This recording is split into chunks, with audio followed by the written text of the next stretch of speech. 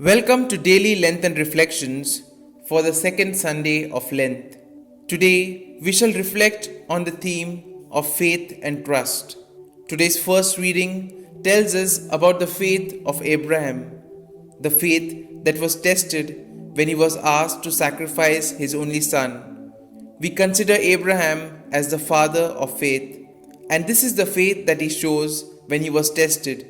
In complete obedience to the word of God, he was ready to sacrifice his only son. Sometimes, when we face difficulties and troubles, our faith tends to be shaken. We must then follow the example of Abraham.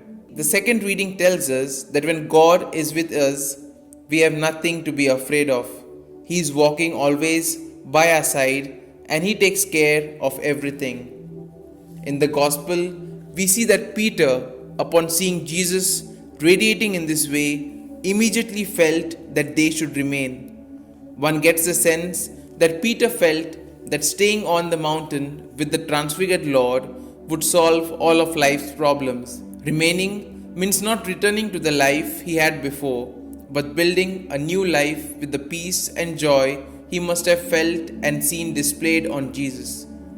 Unfortunately for Peter, this was not the end, nor was it permanent, but the glimpse of what was to come for him. The same may be for us at various junctions in our lives when we encounter the transfigured Lord.